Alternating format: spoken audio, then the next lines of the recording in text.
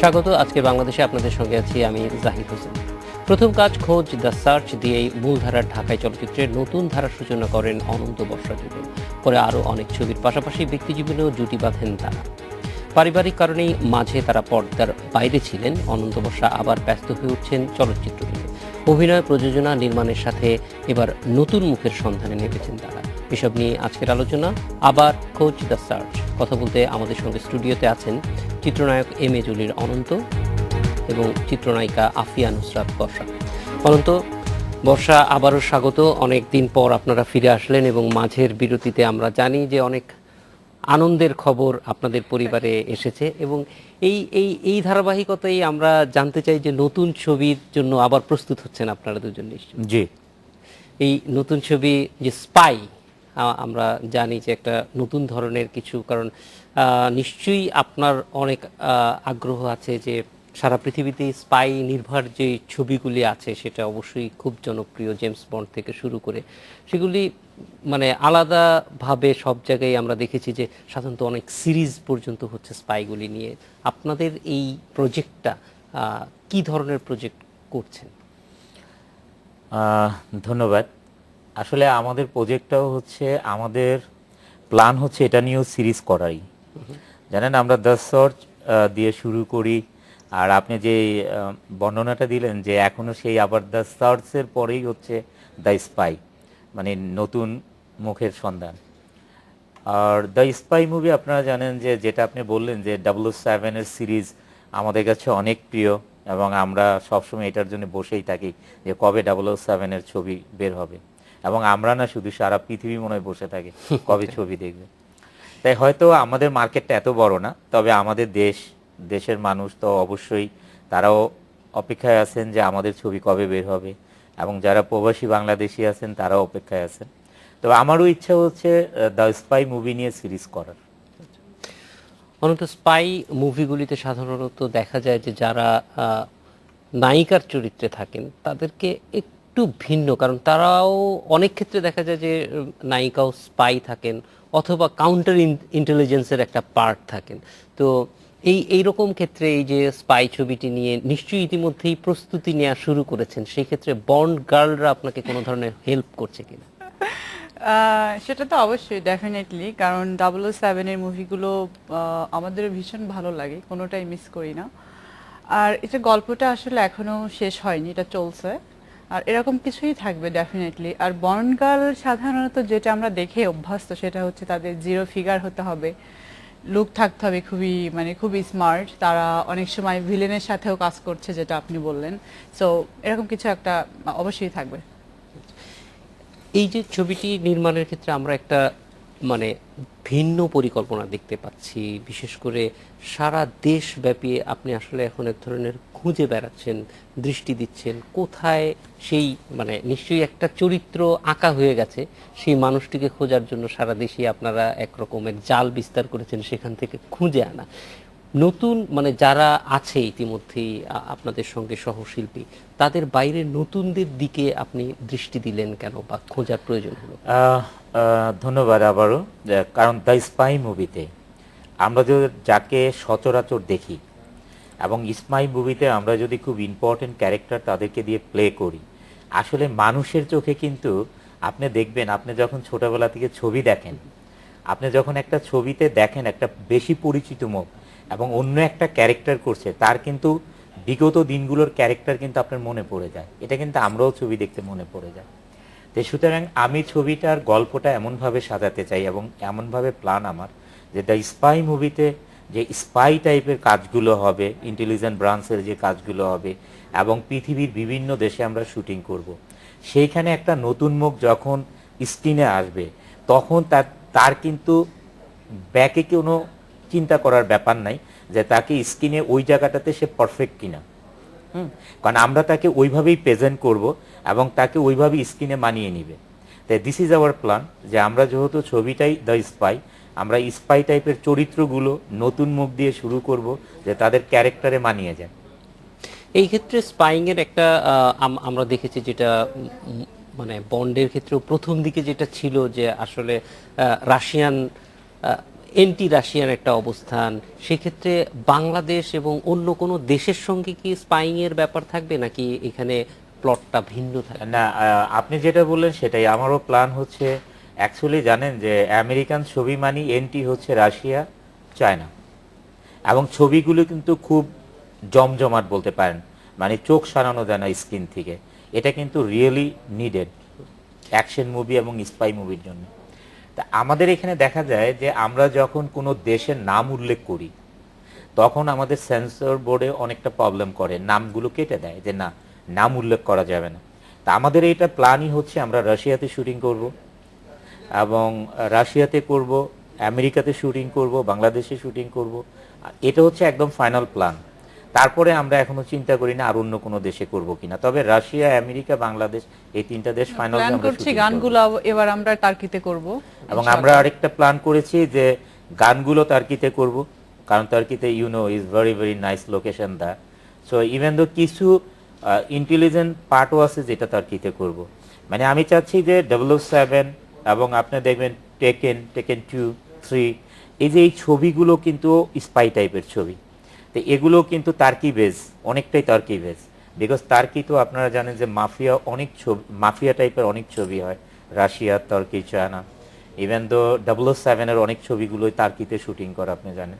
তা আমি ঠিক এইভাবেই প্ল্যান করেছি যে দ্য স্পাই ছবির নামের সাথে যে ছবির কোয়ালিটিটা যে ডিটোরেট না করে, এবং তাহলে মানে মানুষ আপনি হাসবে আসলে ব্যাপারটা। সামনে 007 কেই রাখছেন, মানে আমি যে সামনে 007 বাংলা দেখে কাজ ভাষায় করছি। একটা বন্ড তৈরি জি। হবে, সেটাই আপনার স্বপ্ন। জি। আমরাও মনে করি যে এরকম একটা কিছু, কারণ ভালো কিছু, ঠিক আমি বলবো যে এটা এটা অনুকরণ না, এটা ইন্সপায়ার্ড। আমরা অনেক কিছু দ্বারাই ইন্সপায়ার্ড হই, তাই না? কালিদাসের কবিতা থেকে রবীন্দ্রনাথ ইন্সপায়ার্ড হয়ে লিখেছে, এবং সেটা জি। রবীন্দ্রনাথের কবিতা হিসেবেই বিবেচিত হয়। বর্ষা, এই যে এখন আপনারা নতুন যে প্রক্রিয়াটি শুরু করছেন, যে স্পাই ছবির জন্য একদম আনকোরা নতুন মুখ, যাকে ব্যাক ইন দ্য মাইন্ডে না থাকে, যে অনন্ত জলিলকে দেখলে পরেই মানুষের একটা মনে হয় যে একটা মাচো হিরো টাইপের কেউ একজন আসতেছে, শুধু সেরকম না, একটু ডিফারেন্ট একটা চরিত্র। এই চরিত্রটির ব্যাপারে আপনারা কি ইতিমধ্যেই একটা কল্পনা করতে পারছেন যে এই ধরনের মানুষকে আপনারা খুঁজছেন? না, আসলে আমরা তো একজনকে খুঁজছি না। একটা সিনেমাতে তো ভ্যারাইটিস ক্যারেক্টার লাগবে, মা, বাবা, ভিলেন। আসলে আমাদের দেশের চলচ্চিত্রে তো খুব অভাব আর্টিস্টের, বলতে পারেন সেটা হিরো হিরোইন থেকে শুরু করে একটা সাইড অ্যাক্টর খুব খুব অভাব। আসলে আমরা একটা প্যাকেজ নিয়ে নিতে চাচ্ছি, মানে এখানে বাবা মা থাকবে, ভিলেন থাকবে, শিশু শিল্পী থাকবে। এখন আমার ছোটবেলার ক্যারেক্টার যদি এই সিনেমাতে দরকার হয়, সেখান থেকেও আমরা একটা শিশুকে নিব, মানে ফুল একটা প্যাকেজ আমরা নিচ্ছি আর কি। তার মানে এটা পুরো প্যাকেজ হইলে পরে এটা একটা বিরাট, মানে এটা অনেকটা রিয়েলিটি শোতে সিনেমা যেই তো শুধু হিরো প্রক্রিয়াতে হিরোইনকে আসে। দিয়ে হবে না, এখানে জি। তো সবাইকে দরকার। কারণ আমরা এখানে মোটামুটি ভাবে যেটা বললেন যে ইউ অলরেডি প্ল্যান সামথিং, আমি একটা প্ল্যান করেছি যে আমার স্পাই ছবিতে অ্যাটলিস্ট 25 নতুন মুখ কাজ করবে, এবং আমি 25 নতুন মুখকে কোথায় কাজে লাগাবো, this is I have a plan already. So ওই যে যেটা বললাম আমি, যে তার যে ব্যাক, তা সে কি করেছে মানে গততে সে কি করেছে, এটার যে কারো ব্রেনে না আসে যে তাকে এখানে ফিট করা হলো, আসলে তা তো সে তো এই কাজের জন্য ফিট না। দর্শকের এই ক্যালকুলেশনটা যেন না আসে। যেহেতু মাই মুভি নেম ইজ স্পাই, আমি একটি স্পাই টাইপেরই সাজাতে চাই মুভিটাকে। না, এটা অবশ্য আমরাও দেখেছি যে ধরেন যখন রজার মুর বন্ড ছিল, তখন মুরের চেয়ে বন্ড নামেই বেশি পরিচিত ছিল। জি। তো বা অন্যান্য সময়ে আমরা দেখেছি যে এই এই ব্যাপারগুলি, মানে ক্যারেক্টার দেখা যায় যে ওই নামটাতেই পরিচিত হয়ে যায়, মানে সিনেমার জি, জি। নামটাতেই পরিচিত হয়ে যায়, সেটা জি, জি, অবশ্যই জি। অনেক ভালো হবে।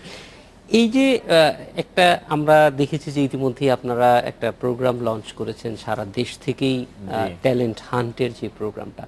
তো আমরা একটা সাধারণ, এটা হয়তো ভুল হতে পারে, কিন্তু এটা একটা ধারণা অন্তত বাংলাদেশের সিনেমা ইন্ডাস্ট্রি, যে নতুনদেরকে সুযোগ দেওয়ার প্রবণতাটা কম। কিন্তু জি। আপনি নিজে নিজের মতো করে এসে ইন্ডাস্ট্রিতে দাঁড়িয়েছেন, তারপরে আবার নতুনদের দিকে হাত বাড়িয়ে দিচ্ছেন কেন? আপনি একটা জিনিস জানবেন যে আসলে নতুন, সে কিন্তু নতুন। এখন তাকে যেই পর্যন্ত আপনি গাইড না দিবেন সেই পর্যন্ত কিন্তু সে নতুনই থাকবে। আমি যখন ইন্ডাস্ট্রিতে আসি, সেটা আমার পায়ে দাঁড়িয়েই কিন্তু আমি ইন্ডাস্ট্রিতে আসি, এবং আমার একটা প্ল্যান ছিল যেই প্ল্যানের কারণে আজকে জানেন সারা বাংলাদেশের এডুকেটেড ইয়াং জেনারেশন মুভি দেখতে যায়। আগে যেহেতু শুধু ইয়াং জেনারেশন, এখন সব বয়সের দর্শকই আমার ছবি দেখতে যায়। এটা আমার একটা প্ল্যান ছিল যে বাংলাদেশের মুভি হারিয়ে গেল কেন। তো যাই হোক, ইনশাল্লাহ এটা ফিরে এসছে, এটার জন্য আল্লাহ তাআলার কাছে শুকরিয়া আদায় করি। আর তখন আমি চিন্তা করলাম যে যারা আগ্রহ প্রকাশ করে, পড়াশোনাও করছে ফিল্ম নিয়ে, আসলে তারা কিন্তু এটা থেকে বঞ্চিত। সবাই মানে যার মাথায় তেল আছে তার মাথায় কিন্তু তেল বেশি দেয়। তা আমি একটু ভিন্ন ধরনের অলওয়েজ চিন্তা ভাবনা করি, যে আমিও যাদেরকে দেখেন যে আমি ডিরেক্টর করেছি ইফতিকার চৌধুরী, এখন সে কিন্তু ভালো কাজ করে খাচ্ছে। আমি ডিরেক্টর বানালাম কিন্তু মামুন নামে একটা ছেলেকে, সেও কিন্তু কাজ করে খাচ্ছে। ইভেন তো তাদের রেজিস্ট্রেশনের ফিটা পর্যন্ত আমি দিয়ে ডিরেক্টর বানিয়েছি তাদেরকে। তো এই যে আমার প্ল্যানটা, এটা কিন্তু এখন থেকে না, আগে থেকেই আমার প্ল্যান। তারপরে দেখেন দ্য সার্চে আমি একটা মেয়েকে লঞ্চ করলাম বর্ষার সাথে, সেও কিন্তু কাজ করে খাচ্ছে। তো এটা কিন্তু আমি প্রথম থেকেই।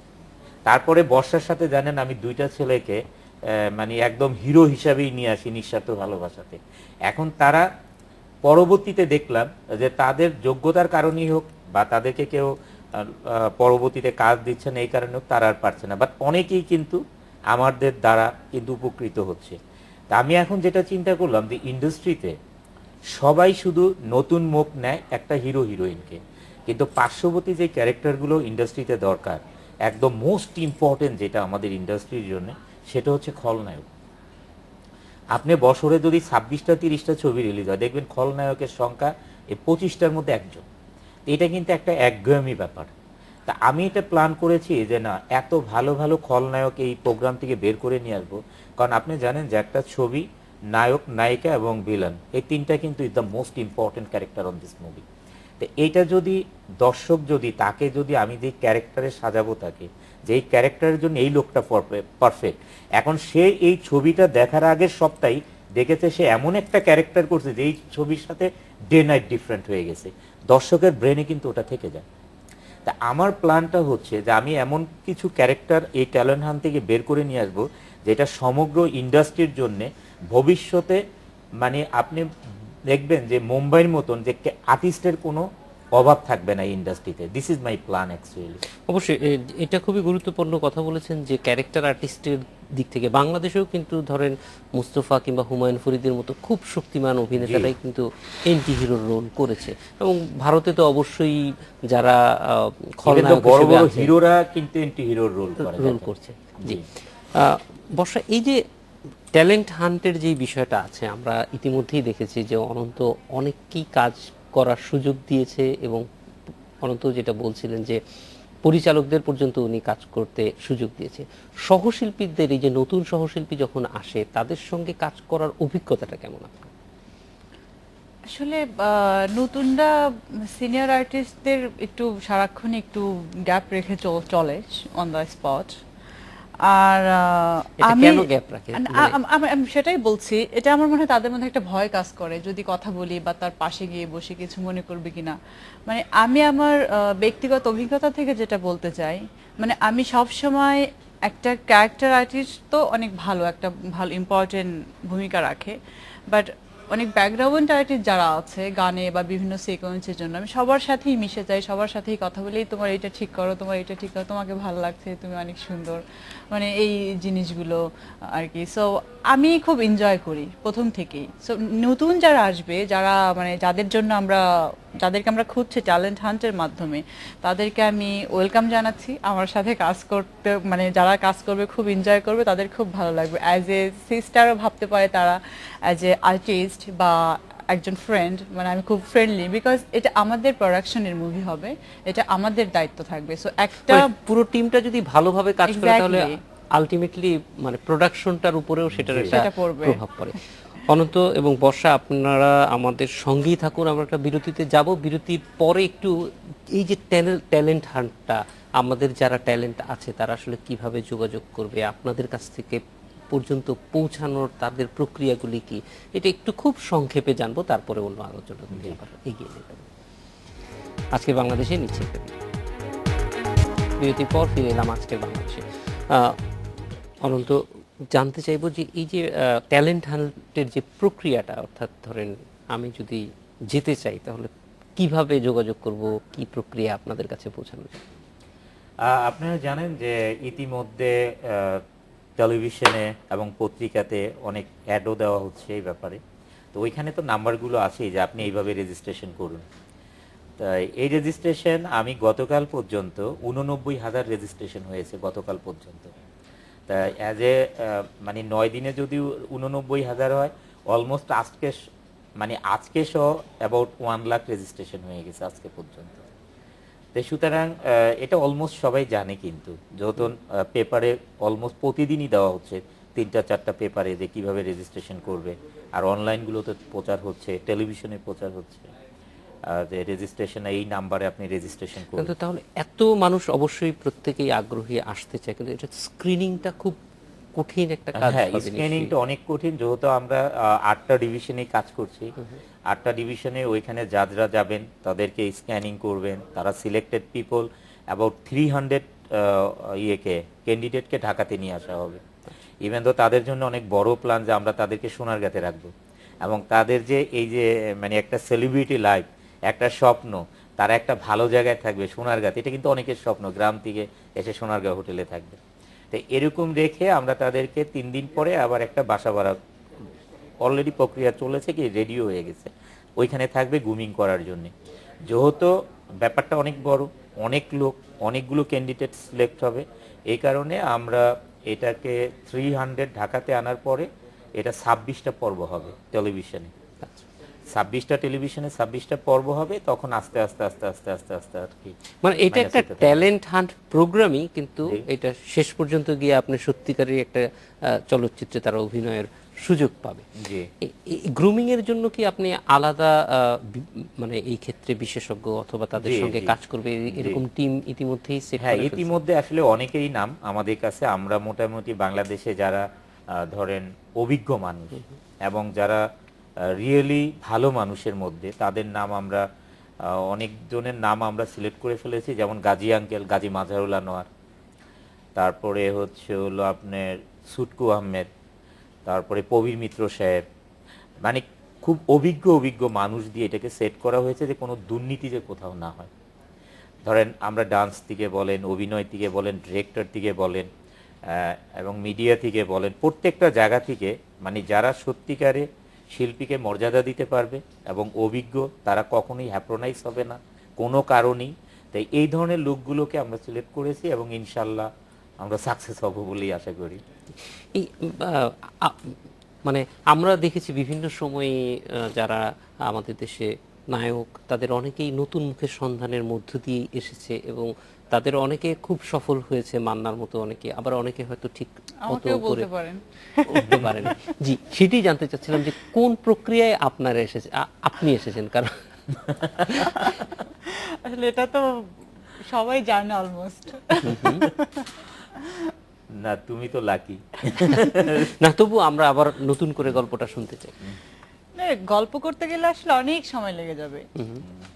শর্ট করেই বলি, আসলে প্রথমে তো আমার সাথে ওর রিলেশন ছিল, দেন আসলে আমি ওকে আমার মনের কথাগুলো বললাম যে আমি তো মডেলিং করতে চাই, মডেল হব, অনেক বড় বড় বিলবোর্ড থাকবে আমার, সবাই আমাকে চিনবে, ওয়াও, কোথাও গেলে বলবো ওই মডেলটা না, ওই বিলবোর্ডে দেখেছি এরকম।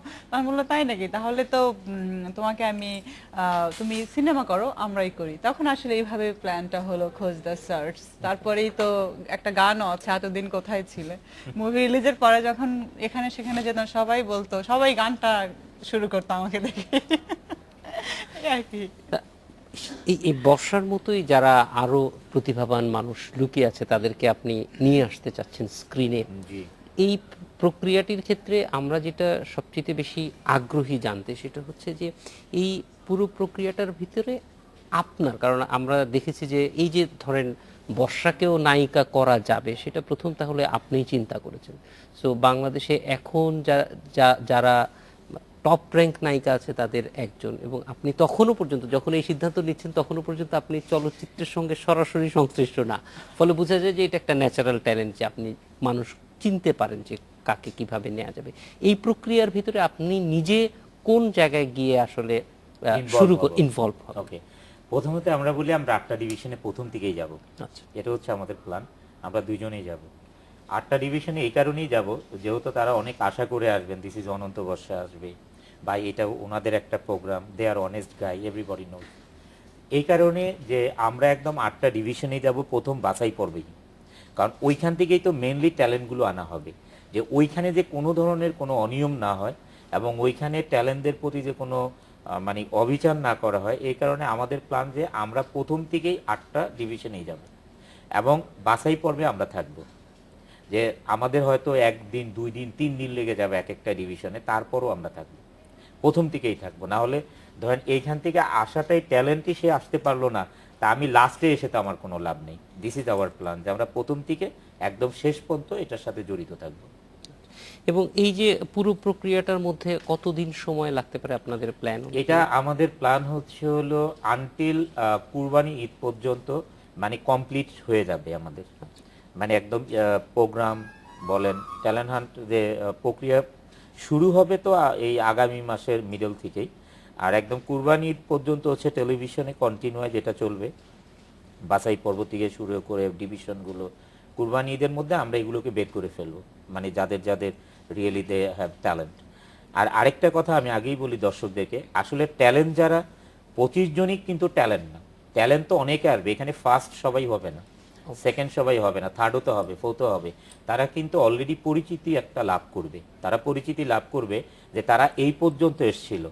আপনি তো জানেনই যে এটাও কিন্তু তাদের জন্য একটা প্লাস পয়েন্ট, কারণ 26টা পর্ব তাদের পরিচিতি মানে এবং এটা একটা প্ল্যাটফর্ম হয়ে যাবে তাদের প্ল্যাটফর্ম জন্য। হয়ে যাবে তাদের জন্য। অবশ্যই। পরবর্তীতে এই আর্টিস্ট বিধি সে কিন্তু এই আর্টিস্টকে নিতে পারছে যে কোনো ছবিতে, তো সুতরাং তাদের জন্য এটা খুব বড় সুখবর। আর আমি বলবো যে এটা ইনশাল্লাহ আমরা কুরবানি ঈদের আগেই সম্পূর্ণ কিছু সমাধা করে তাদেরকে নিয়ে জাস্ট কুরবানি ঈদের যে ছুটিটা এর থেকেই হচ্ছে হলো আমরা শুটিং শুরু করে দিই। আরেকটা জিনিস সেটা ক্লিয়ার করাই ভালো, কারণ নর্মালি যেটা হয় বিশেষ করে আমাদের দেশে, যে একজন যদি একটা প্রোডাকশনে কাজ করে সে বাইরে কোনো কাজ করতে পারবে না, এরকম কিছু একটা থাকে। আমাকে নিয়েও এরকম গসিপ আগেও হয়েছে, বাট এটা থাকবে না। যারা নতুনরা আসবে আমাদের ছবিতে, তারা আমাদের মুভি রিলিজের পরে তারা ইচ্ছা মতো তারা বাইরে কাজ করতে পারবে, ভালো প্রোডাকশন। তারা যদি মনে করে যে হ্যাঁ এই জায়গাটা আমাকে কাজ করতে হবে, ভালো প্রোডাকশন হাউস, ভালো গল্প, আমার ক্যারেক্টারটা ভালো, দেন তারা আসলে উন্মুক্ত থাকবে, মানে তাদের জন্য শিল্পী কোনো বাধা তার থাকবে না। স্বাধীনতা অনুযায়ী তার কাজ স্বাধীনতা করবে। আমরা এটা অনুযায়ী কাজ দেখেছি, করবে। এমনকি কয়েকদিন আগে একজন মানে সেরা নায়িকাদের একজন, তারও দেখলাম যে কোনো একটা প্রোডাকশন হাউসের সঙ্গেই তাকে থাকতে হতো, সে সেখানে আর কাজ করছে না। যাক, আমি এইটা খুব বিস্তারিত জানি না, হ্যাঁ, যতটুকু আমরাও আসলে পত্রিকায় জানি না, জেনেছি, কে কিন্তু কে বা কে আসলে আমরাও জানি এই না। চিত্রটা যদি থাকে সেটা সত্যিকার অর্থেই মানে শিল্পীর তো একটা স্বাধীন সত্তা থাকে, তার পছন্দ অপছন্দ সবার একটা সাধারণ private মানুষের life চেয়ে থাকে। একটু স্ট্রং থাকে বলেই আসলে শিল্পীরা শিল্পী হয়ে ওঠে। কারণ একটা শিল্পীর বাইরেও আর একটা তার আমি- আলাদা জীবন থাকে। আর আরেকটা ব্যাপার হচ্ছে আমরা কিন্তু তাদেরকে যে কাজ দিব না এরকম না, যে স্পাই শেষ তারা শেষ এরকম কিছু না। নাম্বার 1 তারা তাদের পরিচিতি লাভ করা, তাদের একটা আইডেন্টিফিকেশন পাওয়া। আর সেকেন্ডলি হচ্ছে মনসুন ফিল্ম, আপনারা জানেন যে বড় ছবি করতে কিন্তু অনেক সময় লাগে। আমরা হয়তো কিছুদিন গ্যাপ দিয়েছে, যেহেতু বর্ষা জানেন মা হলো, জি। এটার একটা ব্যাপার ছিল। তা আমরা নর্মালি তো জানেন যে 1 বছর একটা মুভি করি, কারণ আমাদের শুধু আমরা না, আপনি সারা পৃথিবীতেই বড় মুভি দেখেন 1 বছরে কারোই একটা হিরোর একটা মুভি বেশি আসবে না। তা আমাদের মুভি বছরে একটা অবশ্যই ইনশাল্লাহ আসবে, আমাদেরকে আল্লাহ তাআলা সুস্থ আশা করি সুস্থ রাখলে আমরা ইনশাল্লাহ ছবি করব। বাট আমাদের মনসুন ফিল্মকে কিন্তু এই যারা নতুন মুখ চান্স পাবে তারা কিন্তু বছরে 2টা 3টা ছবি কিন্তু করতে পারবে, প্লাস তারা বাইরের ছবিও করতে পারবে। দেয়ার ইজ নো বাইন্ডিং যে তুমি অন্য প্রোডাকশনে করতে পারবে না, এখন তো তুমি আমাদের মানে আমাদের দ্বারা তোমরা নির্বাচিত, এরকম কিছুই থাকবে না তাদের ব্যাপারে, যেটাও বলবো। জি, মানে একজন স্বাধীন শিল্পী হিসেবে আপনাদের সঙ্গে কাজ করবে। তবে অবশ্যই এটাই হইতে পারে, সেটা কাজের কনসেন্ট্রেশনের জন্য প্রথম ছবিটা করার সময় যাতে তারা অন্য কোথাও এটা সময় আসলে না তারা দেয়, তো, হ্যাঁ, মানে এটা হবে আর কি। এটা নিশ্চয়ই হবে, এটা নিয়ে কিছু করার নাই। যে কোনো ভালো শিল্পী আমরা দেখি যে তারা কাজ করার সময় একটা কনসেন্ট্রেশনের জন্য একটা চরিত্রের মধ্যেই থাকতে চায়, যে একটা শেষ আর না আপনি করে আরেকটা জানেন ধরতে শুধু চায়। আমাদের দেশেই একসাথে 10টা 12টা ছবি শুটিং করে একটা আর্টিস্ট, এটা কিন্তু কোথাও নাই। আপনার ছবির স্টাইলই কিন্তু স্টার্ট টু ফিনিশ। আপনি মুম্বাইয়ের ছবি আমাদের দেশে অনেক প্রিয়, আপনি দেখেন মুম্বাইয়ের ছবি, আপনি কোনো হিরো বা কোনো হিরোইনের টেলিভিশনে যে অ্যাডগুলো বা জুম টিভিতে যে প্রোগ্রামগুলো দেখেন, আজ পর্যন্ত মনে হয় দেখেন নাই যে একটা হিরোর একসাথে 2টা ছবিরও অ্যাড দেখেছেন আপনি। একটা ছবি শেষ হয়ে যায় আরেকটা ছবির প্রমোশন শুরু হয় কিন্তু। তাই সুতরাং আমাদের দেশে কেন জানি প্রডিউসাররা এটা এখনো করতে পারছেন না, যে কেনই বা একজনকে একসাথে 10টা ছবি সাইন করাবে, আবার কেনই বা তার জন্য শিডিউলের জন্য ঘুরবে। তার সাথে যতগুলো আর্টিস্ট এই ছবিতে দরকার তাদের সাথে ডিটটাই হবে স্টার্ট টু ফিনিশ। আমার ছবি স্টার্ট হবে, ফিনিশ হবে, তারপরে ইউ আর ফ্রি। আমরা এই জিনিসটা নিয়ে আরেকটু জানতে চাইবো, কারণ আমাদের এই পুরো মার্কেটিং এর বিষয়টা আমরা পৃথিবীর সব দেশেই, অন্তত যেখানে হলিউড বা বলিউডে আমরা দেখি যে যারা নায়ক নায়িকা বা মূল ক্যারেক্টার করেন তাদেরকে কিন্তু শুধুমাত্র চলচ্চিত্রটা অভিনয় করলেই শেষ হয় না, তারপরে এটার যে প্রমোশনটা থাকে সেটাও কিন্তু তার পার্ট অফ জব। আমরা আমাদের এখানে সেটা দেখি না। এটা অবশ্যই যেহেতু প্রুভেন, প্রায় সব জায়গায় এটা ভালোভাবে সাকসেসফুলি হয়েছে। আমাদের এখানে এই জিনিসগুলি করার ক্ষেত্রে, অর্থাৎ চলচ্চিত্রের যে ব্যবসার একটা দিক আছে সেই দিকগুলিতে কিভাবে শিল্পীরা আরও বেশি সম্পৃক্ত হতে চায়, সেক্ষেত্রে আমরা আপনাদের অভিজ্ঞতা এবং ভবিষ্যতের পরিকল্পনাগুলি একটু জানবো একটা বিরতির পর। আজকের বাংলাদেশে নিচ্ছে আরো একটি বিরতির পর ফিরে এলাম আজকের বাংলাদেশে। অনন্ত, যেই বিষয়টি জানতে চাই সেটা হচ্ছে যে এই যে আমরা মানে চলচ্চিত্রের ব্যবসার বিষয়টি বলছিলাম, যে একজন অভিনেতা অভিনেত্রী তাদেরকে কিন্তু শুধু অভিনয় করলে হয় না, এটা মানুষের কাছে নিয়ে যেতে হয়। এটা বিরাট একটা পরীক্ষা, এবং সেই পরীক্ষায় যেন ভালো মতো পাশ করতে পারে সেই জন্য কিন্তু তাদেরকে পরীক্ষার আগের রাত্রেই শুধু না, বেশ কিছুদিন কিন্তু মানুষের সঙ্গে যোগাযোগ করতে হয়। ওই ব্যাপারগুলি আমাদের দেশের চলচ্চিত্রে খুব বেশি নেই, যেটা আপনার ভিতরে অনেকখানি আছে, যে একটা চলচ্চিত্র আসার আগে মানুষ একটু ড্রাম বিট করা যায়, এই জিনিসটা আসতেছে। ধরেন ইভেন স্পাইয়ের এই যে পুরো প্রক্রিয়াটা, এটা থেকে তো মানুষ অ্যাটলিস্ট জানছে যে একটা চলচ্চিত্র আসছে। এই জিনিসটা আসলে কতটুকু প্রয়োজন, এবং এটা আমাদের চলচ্চিত্রে এটা কতটুকু আছে? আমি বলি, আজকে যে আমরা টেলিভিশনের পর্দায়, এটাও কিন্তু দ্য সার্চ, এটা এখান থেকে কিন্তু শুরু। আমরা তখন শুনতাম যে ছোট পর্দায় গেলে বড় পর্দার লোকের মান কমে যায়, এটা আমরা শুনে আসছি তখন। এটাও কিন্তু আজকে দেখেন, এই যে যতটুকু অ্যাডভার্টাইজমেন্ট হচ্ছে, মুভির প্রমোশন হচ্ছে, এটাও কিন্তু সেই ফলো করা। এবং আমি really I am so happy যে ভালো কাজকে আমাদের দেশে অ্যাকসেপ্ট করে এটা। আমি তখন দেখেন যে দ্য সার্চ মুভি রিলিজের আগে আমি অলমোস্ট 1 ইয়ার আমি এটার অ্যাডভার্টাইজমেন্ট করি। আমার মনে হয় কত সেমিনার করেছি এটা নিয়ে, কত অ্যাডভার্টাইজ করেছি, গ্রামগঞ্জে গাড়ি দিয়ে পর্যন্ত, গাড়ি সুন্দর করেছে। আগে তো জানেন যে রিক্সা আর হলো ঘোড়ার গাড়ি দিয়ে হইলে অ্যাডভার্টাইজ হতো বাংলাদেশে। আমি এটার মধ্যে এলসিডি টিভি লাগিয়ে ট্রেলার চালিয়েছি, গান চালিয়েছি, সারা দেশ ভরে গাড়ি পাঠিয়েছি ডেকোরেশন করে। তারপরে কত সেমিনার করছি সেটা তো বললামই। তো এগুলো কিন্তু, তারপরে বিলবোর্ড, 1 বছর ধরে বিলবোর্ড দিয়ে রেখেছি যে মানুষ জানুক যে একটা ছবি আসছে। এইভাবেই তো একটা আর্টিস্ট পরিচিতি, এইভাবেই তো একটা ছবি পরিচিতি পায় না। এটার পিছনে কষ্ট করতে হয়, যেটা হলিউড বলিউড অন্যরা করে না। তা আমাদের দেশে যেটা আগে ছিল, টেলিভিশনেই আসতেন না। যেন একটা আর্টিস্ট যে টেলিভিশনে আসবেন, সে তার শিডিউল দিয়ে, তার শিডিউল নাই, প্লাস হচ্ছে ছোট পর্দায় গেলে মান সম্মান কমে যাবে। এই যে তাদের যে একটা মানে, আমি মানে পুরনো নীতিও বলবো না, নতুন নীতিও বলবো না, অজানা জিনিস, মানে যেটা একদম কমপ্লিটলি তারা উপগ্রহে থাকার মতন একটা ব্যাপার স্যাপার। এগুলো থেকে যাক এখন অনেকটাই বেরিয়ে আসছে। অনেকেই দেখি ছবি শুটিংয়ের ফাঁকে ফাঁকে ইন্টারভিউ দিচ্ছেন এবং প্রমোশনে আসছেন, ছবি রিলিজের আগেও ইভেন তো টেলিভিশনগুলোতে যাচ্ছেন, পেপার ইন্টারভিউ দিচ্ছেন। তো অনেকটাই এখন এগিয়ে আছে। তা আগামীতে হয়তো একটা কাজ প্রডিউসারদের করতে হবে। প্রথমত আমি বললাম আপনাকে, স্টার্ট টু ফিনিশ এই এগ্রিমেন্টে তার লিখাই থাকতে হবে যে তুমি এতদিন প্রমোশনে থাকতে হবে, whether you can took my movie, otherwise you can reject my movie right now. তাই এটা যদি করা হয় তাহলে বোধহয় এটা করা সম্ভব, যে তুমি এগ্রিমেন্টে আসো, যদি তুমি এটাতে রাজি হও তাহলে তোমাকে আমি নিব, আদারওয়াইজ তোমাকে আমি নিব না।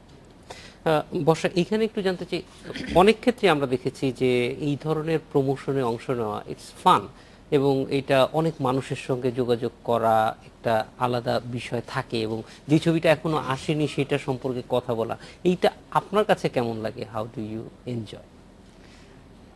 আমার কাছে ভীষণ ভালো লাগে, কারণ একটা দর্শককে হলে নিয়ে আসা কিন্তু খুব কঠিন একটা ব্যাপার। সো আমার মুভিটা রিলিজের আগে যদি আমি প্রমোশনে যাই, মানে দর্শকের কাছে যদি আমি যাই বা টিভিতে আসি, বিভিন্নভাবে আমি যদি সিনেমার গল্পটা বলতে থাকি, তখন মানুষের মধ্যে একটা আগ্রহ কাজ করে, তাই এটা করেছে, এটা আছে, তাহলে যাই তো ছবিটা দেখতে। বা যখন ফেস টু ফেস কারোর সাথে দেখা হয়, তখন যদি শেয়ার করি যে কেমন আছেন বা ভালো, জানতে চাই, তখনও কিন্তু মানুষের মধ্যে কিন্তু একটা ইয়ে কাজ করে যে এই সিনেমার আর্টিস্টের সাথে আমার দেখা হয়েছিল, ছবিটা দেখতে হবে, যদি নতুন পর্যায়ে হয়। আর পরিচিত হয়ে গেলে তো কথাই নেই, যে অমুকের সাথে XYZ দেখা হয়েছিল, ওদের ছবিতে যেতে হবে, ওরা এখানে এসেছিল সিনেমাটার জন্য, এটা করা উচিত। আসলে আমাদের দেশে এই প্রবণতাটা একদমই নেই, মানে যেটা মানে আমি নাম বলতে চাই না, এ যাবৎ যে কটা ছবি করেছে আমরা, মানে সিনিয়র আর্টিস্ট যারা আমাদের ছবিতে কাজ করে, মানে তারা শুটিং এসে এমন একটা ভাব, এখন আমি আসছি 5টার মধ্যে আমাকে ছেড়ে দিতে হবে, আমার আরেকটা শুটিং আছে, আমার আরো শিডিউল আছে, আমি কিন্তু পারবো না, আমার এই মিটিং আছে, এই সেমিনার যেটা সেটা আছে। কিন্তু আসলে তাদের পরিচিতিটাই কিন্তু সিনেমা দিয়ে, বাট তারা এখানে রেসপেক্টটা না দিয়ে তারা অন্য শিডিউল বা অন্য জায়গা তারা ব্যস্ততা দেখাচ্ছেন। তারা প্রমোশনে আসবে কিভাবে? শুটিং এর সময় তো তাদের নেই। মানে এই জিনিসগুলো আসলেই খুব, মানে আমার মনে হয় একটু ঠিক করা উচিত। হ্যাঁ, আরেকটা ব্যাপার, প্রমোশনে না আসলে যেটা আপনি বললেন, মানুষের ভালোবাসাও কিন্তু পাওয়া যায় না। একটা আছে যে আপনি ছবিতে, আপনার ছবি দেখে কিন্তু 2টা কমেন্ট, ধুর কি করলো, এই ছবি দেখে সময়টা নষ্ট করলো, এই একটা কমেন্ট। আরেকটা ভালো হলে কিন্তু আপনার কমেন্ট, ছবিটা খুব ভালো হয়েছে, আরেকবার দেখতে হবে, এই 2টা কমেন্ট আপনি দেখবেন। তো এখন আর্টিস্টের সাথে যদি তার হৃদয়তা থাকে, মানে সম্পর্ক থাকে হৃদয়ে, যে আমার সাথে আর্টিস্টটা খুব ভালো ব্যবহার করছে, আমার সাথে হাত মিলিয়েছে, খুব সুন্দর করে কথা বলছে, আমার সাথে একটা ছবি তুলছে, আমাদের গ্রামে আসছে, আমাদের এলাকাতে আসছে, এই জিনিসগুলো হলে হয় কি, আর্টিস্টের যদি ছোটখাটো ভুল ত্রুটিও থাকে, দেখবেন আপনার ক্ষমার চোখে দেখবে। কারণ আর্টিস্ট তো দর্শকের ভালোবাসা, এর বাইরে তো কিছু না, তাদের কিন্তু আর কোনো আইডেন্টিফিকেশন নাই, জাস্ট দর্শকের ভালোবাসা। আজকে আমি ফলক, দর্শক ছবি দেখবে না, ফিনিশ আমি। আর যতদিন পর্যন্ত আমাকে দর্শক দেখবে, আমাকে ভালোবাসবে, ততদিন পর্যন্ত আমি কিন্তু ছবি করতে পারবো। তাই সুতরাং আমাদের একটা কথা মনে রাখতে হবে যে আর্টিস্টের সাথে যত আমাদের সম্পর্ক গড়ে তোলা যাবে, তত কিন্তু ছবি দর্শক বাড়বে। মানে আপনি দুই দিকেই যোগাযোগ, অর্থাৎ শুধুমাত্র দর্শকরা আসবে আর্টিস্টকে দেখতে তা না, আর্টিস্টও দর্শকের আপনি কাছে দেখেন আপনি তো বসুন্ধরাতে অনেকবার গিয়েছেন, আমার যেটা ধারণা, বসুন্ধরার যে সিনেপ্লেক্সের গেটটা আর হচ্ছে হলো আপনার যে লিফটটা, আপনি যদি হেঁটে আসেন আপনার 30 সেকেন্ড লাগবে, এর উপরে তো লাগার কথা না, 30 বা 35 সেকেন্ড লাগবে। আমার কিন্তু 1.5-2 ঘন্টাও লাগে আসতে। ইভেন তো মনে হয় যে উপর থেকে মনে হয় পানি টানি দিয়ে আমাকে গোসল করাচ্ছে, এত ঘাম পড়তে থাকে। বাট আমার মুখে হাসি, দর্শকের সাথে সম্পর্ক, আমি কখনো একটা ওই সিকিউরিটি দিয়ে আমি কিন্তু চলে আসি না। ইভেন তো এমনও রেকর্ড আছে আমার এই গেটটার থেকে এই লিফটের এখানে আসতে 1.5-2 ঘন্টা সময় লাগছে। অনন্ত, আমরা একটু অন্য প্রসঙ্গে যাব, যে আপনি কিছুক্ষণ আগেই বলছিলেন যে ইতিমধ্যেই স্পাইয়ের জন্য যে রেজিস্ট্রেশন সেখানে প্রায় 1 লাখ ছুঁয়ে গেছে। তো এই যে একটা বিপুল সংখ্যক মানুষের কাছে যাওয়া এবং তাদেরকে আপনার এই প্রজেক্টটার সঙ্গে সম্পৃক্ত করা, এইটার পেছনে কি ধরনের, মানে কি কারণে এইটা এত লোকের কাছে যেতে চাচ্ছেন কেন? এত লোকের কাছে যেতে চাচ্ছি এমনিতে 2টা কারণ। তারা যে রেজিস্ট্রেশন করবে, তারা ধরেন কোনো কারণে সিলেক্ট হলো না, অ্যাটলিস্ট তাদের তৃপ্তি থাকবে যে আমরা অনন্ত বর্ষাকে কাছ থেকে দেখেছি। আরেকটা তৃপ্তি থাকবে যে আমরা যে অডিশন দিতে গিয়েছি, তারা আমাদেরকে সুন্দরভাবে আমাদের অডিশনটা নিয়েছে, আমাদের প্রতি কোনো অন্যায় করেনি। এই 2টা তৃপ্তির কারণেই আমরা এত মানুষের কাছে এই সবগুলো ডিভিশনে যেতে চাচ্ছি। এছাড়া আর কোনো মানে সামাজিক কোনো বিষয় আছে যে মানুষগুলিতে তাদেরকে সম্পৃক্ত করে? কারণ আমরা জানি যে এই চলচ্চিত্রই বলেন বা সাংস্কৃতিক অন্যান্য শাখায় আমাদের স্বতঃস্ফূর্ত অংশগ্রহণ আগের চাইতে কমে গেছে বলে একটা ধারণা, কারণ এটা কোনো গবেষণা না, এটা ধারণার কথাই বলছি। সেই দিক থেকে সামাজিকভাবে এই কাজগুলির প্রতি আমরা জানি যে শুধু চলচ্চিত্র নির্মাণ না, চলচ্চিত্র নির্মাণের পাশাপাশি নানান ধরনের সামাজিক কাজেও আপনি যুক্ত থাকেন। তো এইটার মধ্যে ওইরকম কোনো সম্পৃক্ততা আছে কিনা এক্ষুনি উত্তর দিতে হবে না, আমরা একটা বিরতি থেকে ফিরে আসার পরে এটার একটা সোশ্যাল অ্যাসপেক্ট আছে কিনা আমরা একটু আপনার কাছ থেকে জানতে চাই। যাচ্ছি একটু বিরতির পর ফিরে এলাম আজকের বাংলা বিষয়।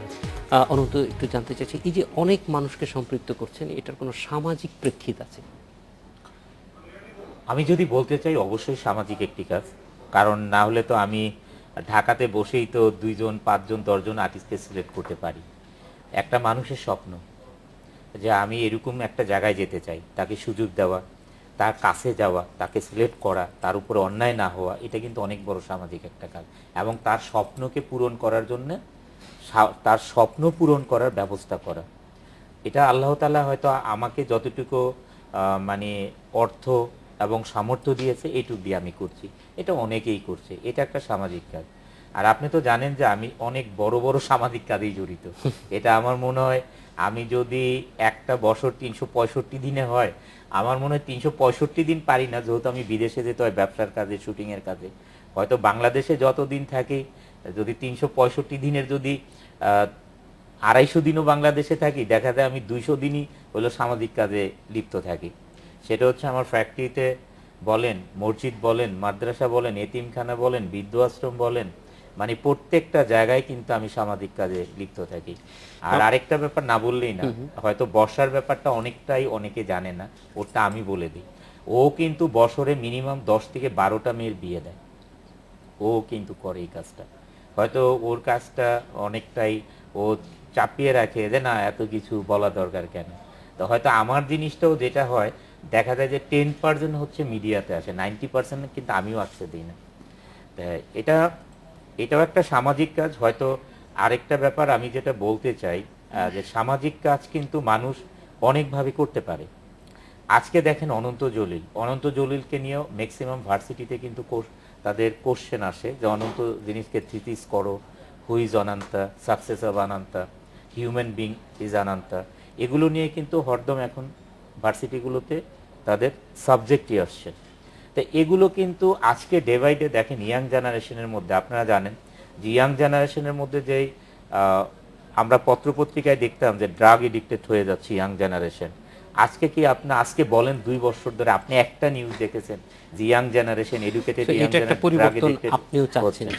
আমি এটা চাচ্ছি, এবং এটা কিন্তু আজকে দেখেন তারা নিজেরা ব্যবসা করছে, ফ্রেন্ড সার্কেল মিলে ব্যবসা করছে, 3D অ্যানিমেশন করছে।